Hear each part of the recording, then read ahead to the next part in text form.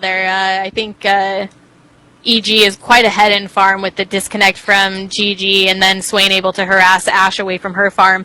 But I think that as this gets into late game, we talked about CLG having a better team fight composition as far as their team goes, and I think that's where it's going to really be able to, we'll really be able to see that as it gets later into game. And CLG definitely isn't out of this game yet. Yep. Definitely. I mean, they're great players. They could totally come back. They, like I said, they got the amazing team comp right now. Oh yeah, I think that's really going to help them out.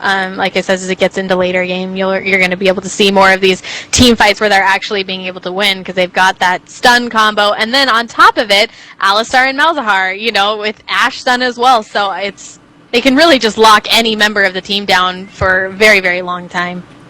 Asher going down on Dyrus. It doesn't look like they're going to capitalize on that, though. That was a fine stun. I mean, give him a little bit of burst, but he'll be good to go. And I haven't seen the creep score count, so I don't know how everybody's farming, but...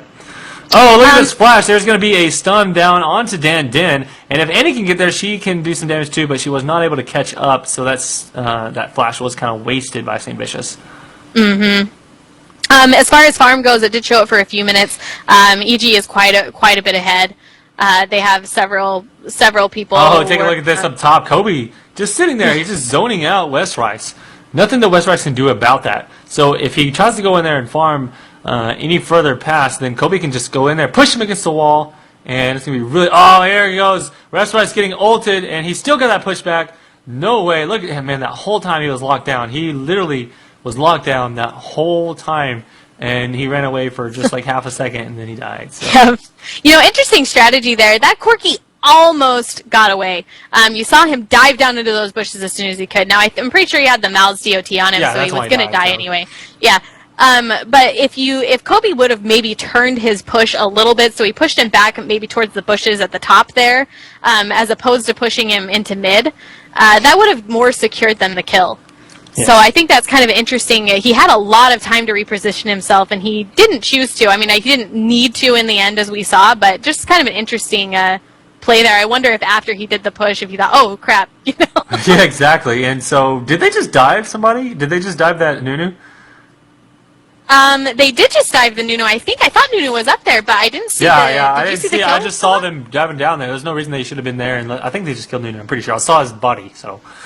Oh, okay, yeah, then there you go. They dove Nunu. I was waiting for the announcement, and I guess I probably just got into talking and didn't see it. So. Yeah, no problem. So CLG is actually pulling ahead at this point, even though they had the DC, and now, I mean, Janna's been actually gone for a longer time, so this could be pretty much... So while we thought that was going to be bad for them, since Janna DC'd and they're missing out on all these kills here, I think that's going to be loser's bracket for EG, and CLG's going to actually move forward. Yeah, I mean, it's really, really interesting. I think it'll be, you know, it is kind of interesting that Doublelift is the one who DC'd. With all the recent drama between these two teams, I hope that there isn't some suggestion of foul play there. You know, you know what I'm saying? I doubt it. I don't think it will be. But it just hit me that it was Doublelift there who has DC'd as Janna. Yeah. And since I was just thinking, wow, I hope that's not. I don't think that is a problem, but. Yep. It always makes you wonder. Okay. So yeah, that definitely kind of ruins the match for EG if Doublelift does not come back very soon. But he's been out for a while now. It's been at least a couple minutes. Well, yeah, I mean, they're all at level, GG there is at level 8, and Janna is still at level 5, so it's been a while. It looks like they're going to try to pick up something down here bottom, but CLG is converging on this Nunu in the bush. Maybe they're going to try to go for Dragon. They've got a lot of the team here. Hotshot GG is just trying to hold off that Swain from pushing the tower top. I think really that in this game, if they're going to have to worry about anyone on EG's teams, it's going to be that Swain. So Arrow going down, it looks like. Missed. Ooh, just barely missed. And so there is quite a bit of a convergence down on bottom. 4 people down here trying to push this, maybe go for Dragon. And Sauce up top getting kind of focused down, but I think Hotshot GG is actually going to die. Sauce has his ultimate. He's going to be able to heal himself back up just fine. So Hotshot GG going to definitely go down with that flash. Very good job. And there's Dragon being picked up. So while he does get a kill up top, their team does lose that Dragon. So that's actually worth more kills. Yep, it is. I mean, it's I think that Hotshot probably could have. I mean, we obviously CLG would have preferred he didn't die there, but in the end, it's okay. They were able to pick up that Dragon, and they're still kids in the head. They are going to lose top tower, however. Really, I think the problem is just going to come down to this Swain. They're going to have to put a stop to this Swain, but I don't think they'll have much of an issue of that once they start team fighting. They've got the comp to focus down really any champ on that team that they want to, and if they see Swain as the threat, they can just pull him out, no problem. So. Yeah, just keep that stun chain on him. But at the same time, even if he's stun chained, if he has his ultimate on, he should be able to heal through a lot of that. And so they don't want to focus their stuns on him. I feel like they just want to focus down that Vayne and Corki, and they can finish out pull. Yeah, I think that's exactly what they'll do. Is that they'll pull Vayne and Corki out as soon as they can.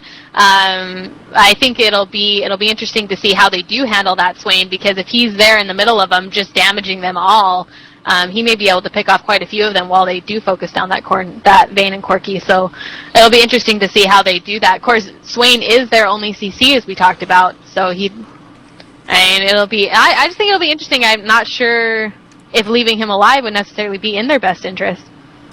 Yeah, you're right. That could definitely be true.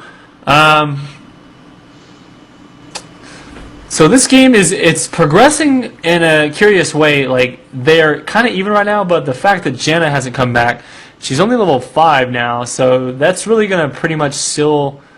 I mean, there's no way that Epic Games is going to win a 4v5. I mean, if she still hasn't come back, at this point, Gigi had already come back. He was not gone that long. And he's actually, I mean, he's the same level as the bottom lane carry, which, oh my goodness, look at the damage going down on Big Fat GG. So much burst. My goodness. And Kobe even taking a lot of damage. He pops his ult to stay alive, but geez.